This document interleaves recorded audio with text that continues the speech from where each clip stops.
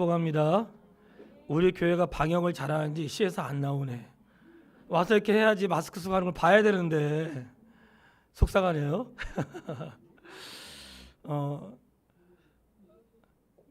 저희가 철로역정을 하면서 과정을 보면 멸망의 도시를 떠나서 그리고 절망의 수렁을 지나 율법 도시를 지나고 좁은 문을 통과했습니다.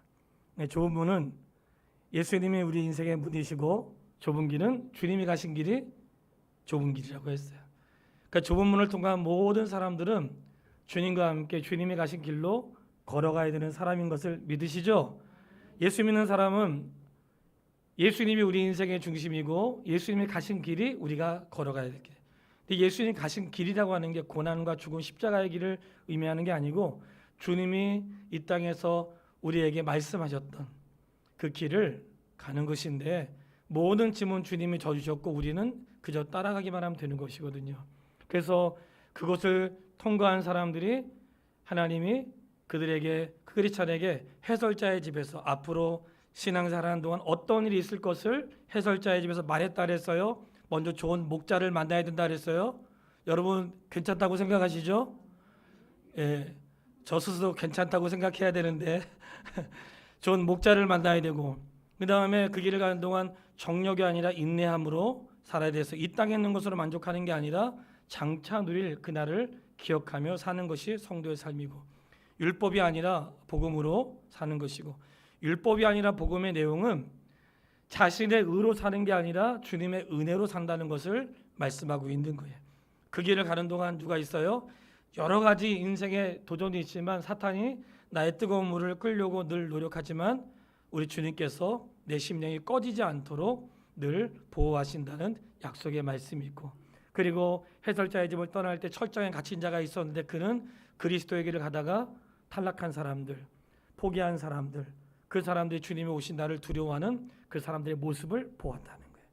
이렇게 신앙생활은 그 끝을 알고 가는 거거든요. 신앙생활은 그 끝을 알고 가는 거고 내가 끝에 가면 무슨 일을 만날까 하고 가는 게 아니에요. 이렇게 어떻게 신앙생활을 해야 되는지 알고 통과한 사람이 만난 것이 십자가의 언덕이었는데 십자가 체험이 있었다는 거예요.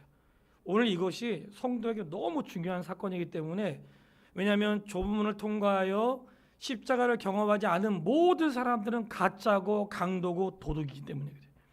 신앙생활을 해도 십자가를 통과하지 않는 사람들 신앙생활을 해도 그 길을 통과하지 않고 담도 모으거나 다른 방법을 하는 신앙생활은 모두 다 인정하지 않으신다는 거예요.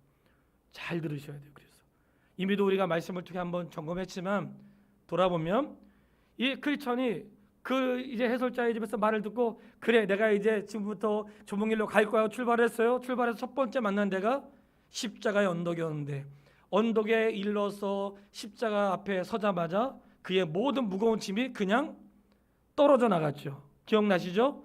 자기가 벗은 게 아니라 이 짐은 내가 벗을 수 있는 게 아니란 말이지. 그래서 우리가 그 말씀을 통해 뭘 깨달아요? 내가 그 짐을 벗기 위해서 뭘 행하고 내가 그 짐을 벗기 위해서 선한 일을 하고 짐을 벗기 위해서 죄를 덜 짓고 이런 걸로 짐을 벗을 수 있다 없다? 안 된단 말이에요. 그런 거. 내 스스로 그 짐은 벗을 수가 없는 거예요. 근데 십자가 앞에 갔는데 짐이 자동적으로 벗겨졌다는 거예요. 근데 벗겨진 걸로 끝난 게 아니고 벗겨져가 떼굴떼굴 굴러가지고 무덤 속으로 들어가 버렸다는 거예요. 이게 벗겨진 걸로 끝난 게 아니라 아예 그 짐 자체가 없어져 버린 거예요. 이게 십자가의 체험인데 여기서 가끔 성도님들이 갈등할 때가 있어요. 거기서 세 명의 천사를 만났어요. 첫 번째 천사가 말했어요. 내 죄사함을 받았느니라. 따라 한번 해보겠습니다. 내 죄사함을 받았느니라. 예수님께서도 한 중풍병자에게 소자야 내 죄사함을 받았느니라 했더니 그 죄사함 받은 사람은 얼마나 기뻤겠어요. 근데 그 옆에 바리새인과 서기관 율법학자들이 있었는데 이렇게 생각했어요. 아니 하나님 한 분 외에 누가 죄를 용서할 수 있겠느냐? 어떻게 당신이 죄를 사할 수 있는가? 이렇게 얘기했어요. 무지한 거죠. 예수님이 누구세요? 바로 죄를 사할 수 있는 권세가 있는 하나님이라는 사실을 그들은 몰랐던 거예요. 예수님 자신이 죄를 사하는 권세가 있는 분이시고 죄를 사하기 위해 친히 십자가에 죽으신 당사자거든요. 근데 오늘 그 예수님을 하나님으로 인정하지 않는 거예요. 그래서 이런 얘기가 나올 때 또다시 말하게 되는 것은 예수님이 누군가의 도움을 받아야 되거나 누군가의 힘이 필요하지 않단 말이죠. 그분은 하나님이시고 하나님은 죄를 사할 수 있는 권세가 있기 때문에 예수님이 중풍병자에게 내 죄사함을 받았느니라 말씀하셨던 거예요. 그러니까 첫 번째 천사가 했던 내 죄사함을 받았느니라. 이 죄사함을 받는 것이 인생의 새로운 출발이라는 거예요. 왜냐하면 죄의 짐이 벗겨졌으니까. 그러니까 내 짐이 가벼운 거죠. 예수 믿는 사람이 죄의 짐이 벗겨졌는데 자꾸 이것을 헷갈려하는 분이 계세요. 그 오사모 집안에도 신앙생활을 다 하는데 약간 이상한 데 다니는 분이 두 분 계세요. 건전하지 않은. 오사모가 임종했을 때 그 작은 엄마가 두려워가지고 나한테 물어봤어요. 오사모 회개하고 죽었냐고. 회개 안 하고 죽으면 지옥 가는데 그러더라고. 나 그때 회개하는 거 못 봤는데. 사람들의 불안함이라고 하는 것은 죄사함의 은혜는 내가 무엇을 해서가 아니라 내가 그리스도 앞에 예수님을 영접하여 그분 앞에 있는 것 자체가 나에게 죄사함을 받았다는 선언을 받는 거거든요. 자꾸 죄사함의 은혜를 내가 뭘 하는 것으로 사람들이 오해하기 때문에 자꾸만 거기서 헷갈리는 거예요. 내가 무엇을 하는 게 아니에요. 죄사함은 선언을 받는 것이에요. 그 첫 번째 천사를 통해 죄사함을 받았다고 선언을 받는 거예요. 내가 죄를 짓지 않아서가 아니라 죄를 지었음에도 불구하고 죄사함을 받았다고 선언을 받는 것이 십자가의 은혜라는 거예요.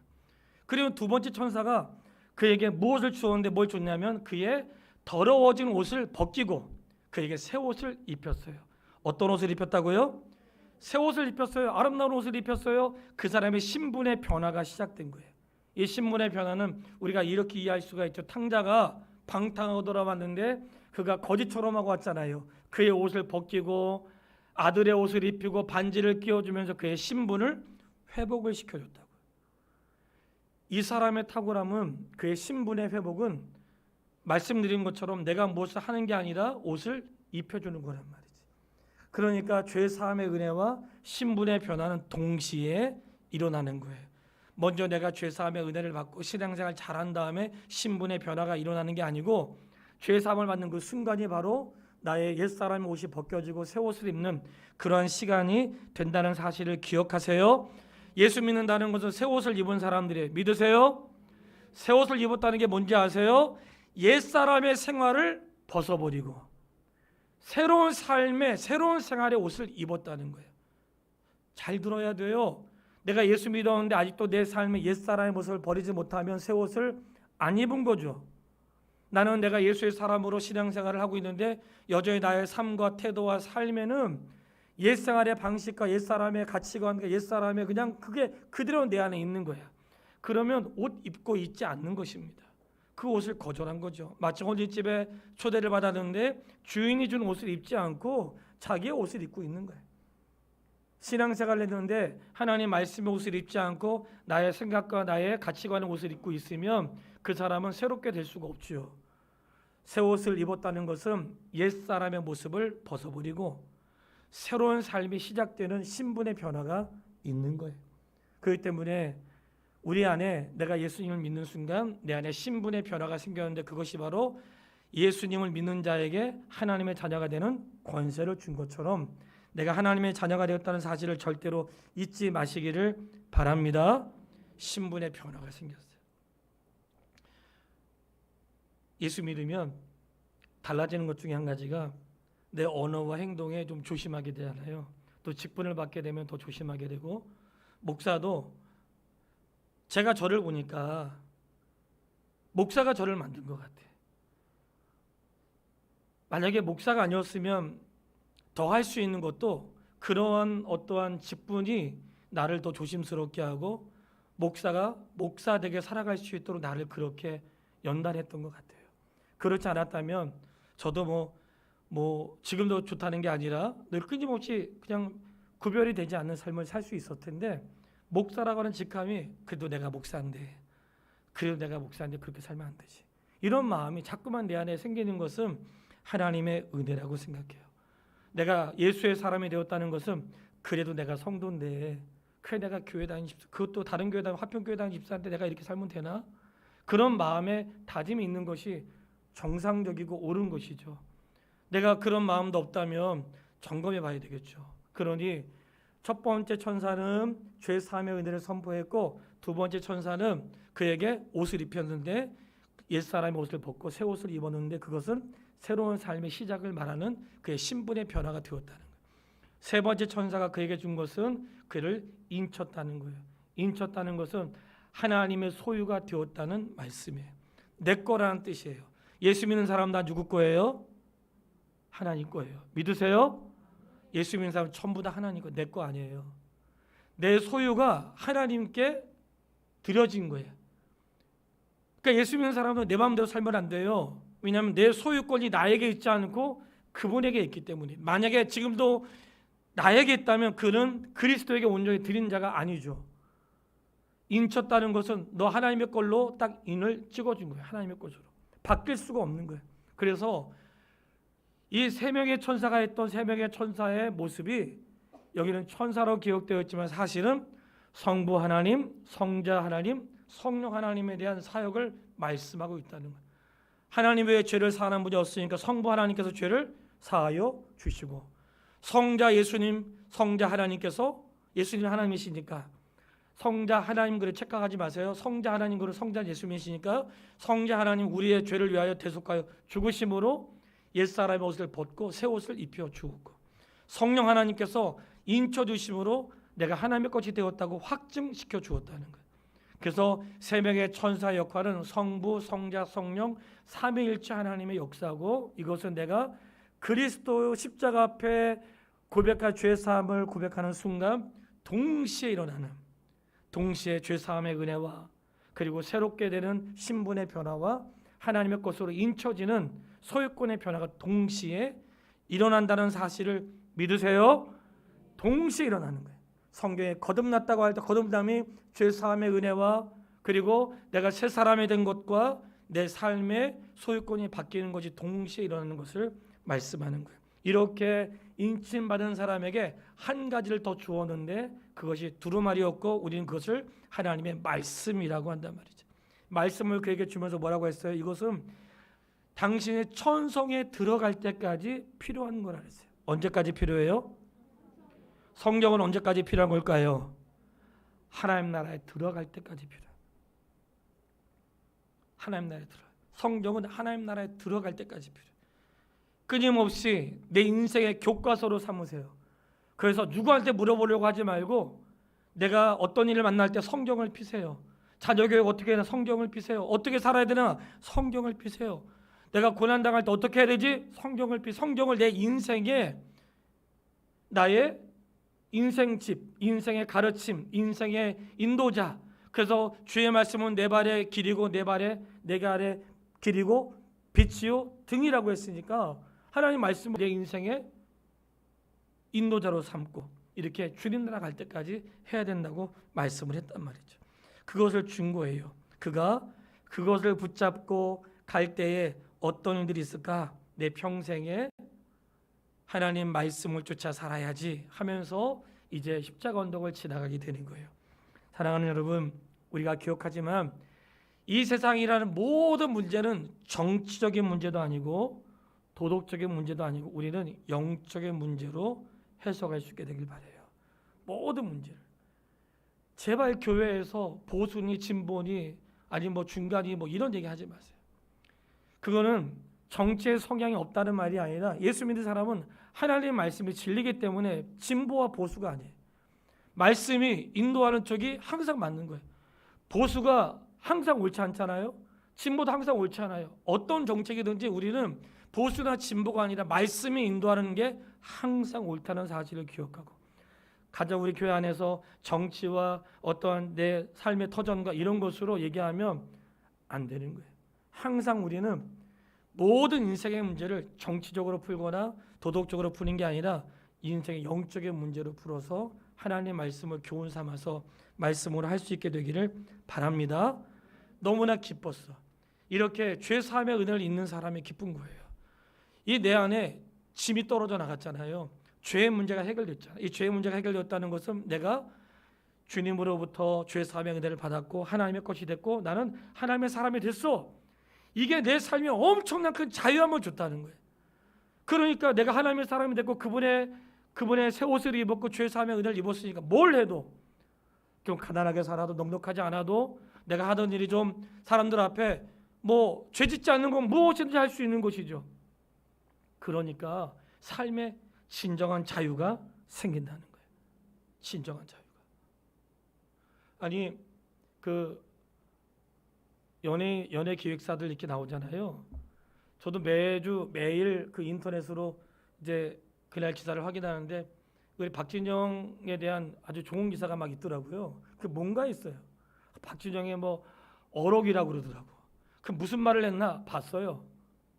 무슨 말을 했나 했더니 연수생들한테 그런 얘기 했더라고요. 야, 너희가 카메라 앞에서 할 수 없는 거면 카메라 있는 데서도 하지 말고. 우리 다 아는 내용이잖아요. 그걸 어록이라고 남겼더라고 거기에. 예수 믿지 않는 사람도 그 정도 자체도 엄청나게 유명한 거야. 우리는 이미 내가 주님 앞에 할 수 없는 것이면 사람 앞에서도 할 수 없고 우리 이미 다 알고 있잖아. 우리는 사람 앞에 사는 자가 아니라 주님 앞에 사는 자들이니까. 세상의 어록이라는 자체도 다 보면 하나님의 말씀을 뛰어넘을 수가 없어요. 아무리 봐도 뛰어넘을 수가 없어요. 그러니 우리는 이미 내가 예수 믿었다는 것 자체가 인격자고 성숙한 사람이고 누구와 비교할 수 없는 하나님의 사람이라는 것을 확신할 수 있게 되기를 바랍니다. 그가 이런 자유를 가지고 이제 철로 역종의 그 청운성을 향하는 순례자의 길을 떠났죠. 떠나는데 거기에 구원의 은혜가 미치지 못하는 세 사람을 발견했는데 이 세 사람이 쇠사슬에 묶여 있었다는 거예요. 그 사람은 우매와 나태와 방자였는데 또 다른 표현으로는 미련쟁이, 게으름쟁이, 거드름쟁이로 그들이 쇠사슬에 묶여 있었다는 거예요. 한 사람은 무감각하고 한 사람은 게으르고 한 사람은 교만한데 이들이 같이 순례길을 가는 사람이지만 쇠사슬에 묶여 있고 요동하지 않는 영적인 게으름과 교만과 무지에 빠져 있는 사람이었다는 거예요. 그들이 묶여 있었다는 걸 기억하세요. 에베소서 2장 2절 말씀을 다 같이 한번 읽어보겠습니다. 에베소서 2장 2절 말씀. 신약 성경 찾아보세요. 에베소서 2장 2절 말씀.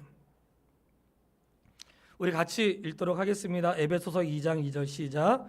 그때 그 가운데서 행하며 이 세상 풍조를 따르고 공중의 권세 잡은 자를 따랐으니 지금 불순종의 아들들 가운데서 역사하는 영이라. 아멘. 그때 너희가 무엇을 행하는 거예요? 세상의 풍조를 따르고 공중의 권세 잡은 자를 따르는. 그러니까 말은 순례길을 가고 있다고 하지만 실제 그들은 세상에 묶여 있는 자들이라는 거지. 그러니까 성도 여러분, 예수 믿는다고 다 믿는 거 아니에요. 어떤 사람은 예수 믿는데 무지하고, 어떤 사람은 예수 믿는데 게으르고, 어떤 예수 믿지만 영적인 교만에 빠져 있단 말이지. 근데 그들 보니까 묶여 있단 말이야. 자유가 없고 세상 풍조에 묶여 있고 세상에 묶여 있는 자들이었어요. 그는 나는 그리스도에게 출발했다고 생각하지만 그들은 실제로 출발한 사람들이 아니에요. 영적인 무지와 게으름과 일들에 갇혀 있는 거. 그런 사람 많잖아요. 나 교회 안 나가도 예수 믿어요. 무지입니다. 무지예요. 아니 어떻게 가지에서 떨어져 나가는데 어떻게 내가 살고 있다고 생각을 하냐고. 그리스도 한 몸인데 무지한 거예요. 이런 영적인 무지와 영적인 게으름, 마치 하나님 나는 아무것도 안 해도 하나님이 다 책임진다는 영적인 게으름이죠. 영적인 교만, 내가 다른 사람과 탁월한 것 같고 무식한 것 같고 종말을 모르면 안 되는 것 같은 이러한 것들의 무지한 것들, 이게 영적인 무지란 말이지. 그런데 그런 무지가 세상에 쇠사슬에 묶여 있다는 거예요. 교회 나온다고 다 신앙생활하는 게 아니에요. 얼마나 애통한지 몰라. 그래서 그들을 지나가서 가게 되는데 우리는 담 넘어가는 자를 보게 되었어요. 그들은 좁은 문을 통과하는 자가 아니라 담을 넘어가는 자인데 담 넘어가는 자를 형식주의자, 위선자 이렇게 표현하고 있어요. 성경에서 담을 표현할 때 담은 구원의 은혜를 표현하는데 하나님 우리 인생의 두루마리로 우리를 감싸주시고 이런 얘기 많이 듣잖아요. 화영검으로 뭐 감싸주시고 그런 건 우리가 다 들은 적 있잖아요. 근데 인생의 담이 무엇이에요? 그게 구원이거든. 내 인생을 감싸주시고가 이미 구원받았다는 자체가 내 인생에 엄청나게 두꺼운 깨지지 않은 성벽이 세워졌다는 사실을 믿으세요. 이미 내가 인생에 깨질 수 없는 성벽이 있는 거예요. 그러니 어떤 것도 깨지지 않고 무너뜨릴 수 없는 견고한 성이 내 안에 있다는 거예요. 그게 뭐예요? 구원이란 말이지. 그런데 그런 구원의 은혜를 모르는 사람들, 세상 속에 있으면서 무지한 자들을 통과하는데 담 넘어가는 자들을 봤어요. 그들은 문으로 통과하지 않는 자들이었어요. 오늘 성경에 뭐라고 하냐면 너희는 정도로 가고 좌우로 치우치지 말라고 얘기했어요. 그들은 누군가 세상의 교훈을 자신의 교훈으로 삼는 자들, 문으로 통과하지 않고 담 넘어간 자들은 하나님이 인정하지 않고 불법을 행한 자들하고 그렇게 선명하게 말씀을 하셨어요. 성경을 한번 찾아볼 거예요. 마태복음 7장 21절로 23절 말씀. 마태복음 7장 21절로 23절. 다 같이 읽도록 하겠습니다. 시작. 나더러 주여 주여 하는 자마다 천국에 다 들어갈 것이 아니요 다만 하늘에 계신 내 아버지의 뜻대로 행하는 자라야 들어가리라. 그날에 많은 사람이 나더러 이르되 주여 주여 우리가 주의 이름으로 선지자 노릇하며 주의 이름으로 귀신을 쫓아내며 주의 이름으로 많은 권능을 행치 아니하였나이까 하리니 그때 내가 저희에게 밝히 말하되 내가 너희를 도무지 알지 못하니 불법을 행하는 자들아 내게서 떠나가라 하리라. 아멘. 누가 있어요? 불법을 행한 자들이 있다는 거예요.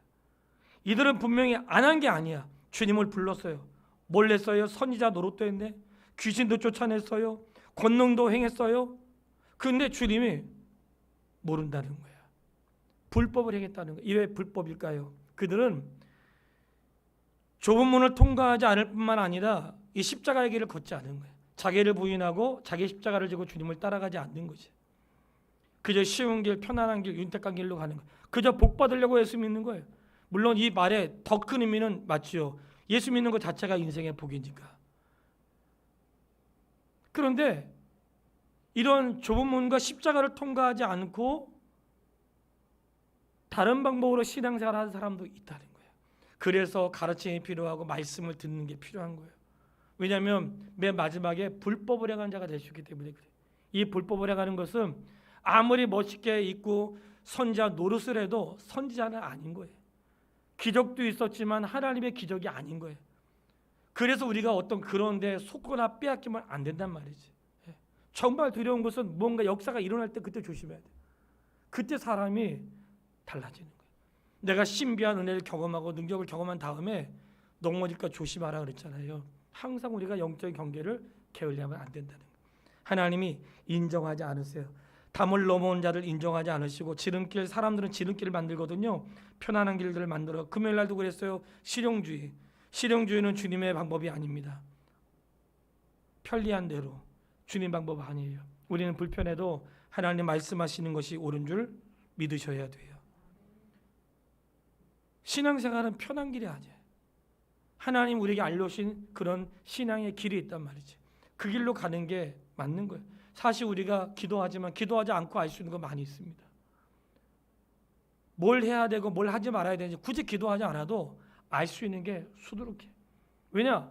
하나님의 일은 먼저 하나님께 영광이 되고 죄를 짓지 않는 것이어야 되고 내 마음에 기쁨과 감격이 일어난단 말이죠. 하나님이 하신 일은 항상 선한 열매가 있어요. 내가 하는 일이 어떤 일을 결정할 때 이것이 하나님의 영광이 되는가? 그리고 이것이 선한 영향을 끼치는가? 내 삶에 죄로 인해 부끄럽지 않고 그리고 내가 삶이 평안하다면 무엇이든 해도 괜찮죠. 굳이 뭐 기도해야지만 결정하는 게 아니에요. 기도하고 결정할게요. 난 정말 그분이 기도하는지 모르겠어. 목사님 제가 기도해 볼게요. 정말 기도하셨으면 좋겠어요. 예. 이렇게 담을 넘어가거나 좁은 문을 통과하지 않고 신앙생활을 하면 안 된다는 거예요. 신앙생활은 반드시 십자가 앞에서 나의 죄사함의 은혜를 입고 죄사함의 그런 확인과 내가 하나님의 자녀됨과 하나님의 소유로 인정받는 이 과정을 반드시 통과하여 그리고 그분이 원하시는 말씀을 성경의 진리를 인생의 지도로 삼아 살아갈 수 있게 되기를 바랍니다. 오늘 결론이에요. 이렇게 해설자의 집에 나와서 잠자는 세 사람을 크리스찬이 깨우잖아요. 그리고 담 넘어온 사람들을 향해서 얘기하잖아요. 크리스찬은 누군가 잠자는 자들을 깨우는 사람이라는 거예요. 누가 잠자든지 말든지, 누가 담 넘어왔든지 말든지, 도둑놈이든지 모른 척하는 게 아니라 그냥 지나가지 않고 내가 가는 길에 잠자는 자가 있으면 잠자는 자를 깨워서 자면 안 된다고, 영적인 잠은 자면 안 된다고, 게으르면 안 된다고, 그리고 무지하면 안 된다고, 이거를 알려준단 말이에요. 왜냐하면 그렇게 하면 망하니까. 그래서 깨어있는 크리스찬은 자기 혼자 가는 사람이 아니라 잠자는 영혼을 깨운다는 거예요. 그게 크리스찬이라는 거예요. 담 넘어온 사람들에게 그렇게 하면 안 된다고 얘기해 준단 말이지. 담 넘어가면 불법을 인정받지 못합니다. 그 길로 인정받지 못해야 하고 알려주는 사람이 크리스찬이라는 거예요. 그래서 전도는 다른 게 아니라 예수 믿는 그 순간부터 행하는 게 전도인 거예요. 사도 바울이 다메섹 도상에서 예수 그리스도를 만난 다음에 그가 했던 것은 무엇이냐면 사도행전 9장 20절 보면 거기에 각 회당에서 예수가 하나님의 아들이심을 전파했다고 말씀하고 있어요. 그러니까 회심한 사람들이 해야 될 역할은 잠자는 자들을 깨우는 거예요. 사랑하는 성도 여러분, 신앙생활은 그런 거예요. 그래서 교회의 직분자일수록 뭘 해야 되는가?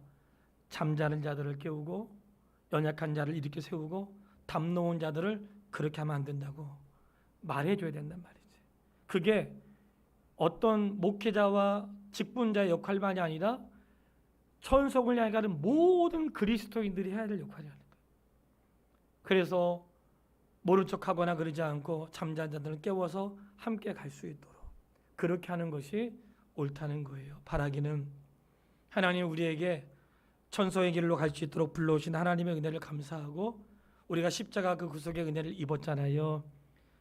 자유함을 가지세요. 내 삶에 좀 자유함을 갖고 불안해하지 말고 나는 이미 하나님의 것이 되었고 그리고 나는 하나님의 소유가 되었을 뿐만 아니라 자녀이고 그리고 나의 죄사함은 선언을 받았다는 거예요. 이런 자유 속에서 우리가 인생을 무엇이든지 주 앞에 할 수 있는 거거든요. 이렇게 순례길을 가는 동안에 하나님 말씀을 지도로 삼아 낙심한 사람들, 잠자는 사람들, 담 넘어간 사람들 모른 척하지 말고 깨우고 그 고구마 전도법이 있더라고요. 다른 건 몰라도 그분이 한 가지는 제가 이해를 하겠더라고요. 찔러보면 안다는 거야. 익었는지 안 익었는지. 닭 찔렀는데 안 익었네. 그러면 그냥 익을 때까지 기다린다는 거야. 그냥 찌르기만 한다는 거야. 찌른다는 게 다른 뜻이 아니라 예수 믿으세요? 교회 가세요? 야 다음에 교회 가자. 반응이 나오잖아요. 그러면 아직 안 익었잖아요. 좀 이따가 한번 또 찔르고. 그냥 찔러본다는 거야 그냥. 익었는지 안 익었는지. 그게 고구마 전도법이더라고요. 어쨌든 우리가 포기하지 않고 잠자는 자들을 향해서 같이 가자고 말할 수 있고 이런 것이 깨어있는 사람이 마땅히 해야 될 역할이니까 우리 잠자지 말고 잠자는 영혼 깨워서 함께 주의 길에 승리할 수 있는 화평의 가족 다 되시기를 주의 이름으로 축원합니다. 찬양하겠습니다.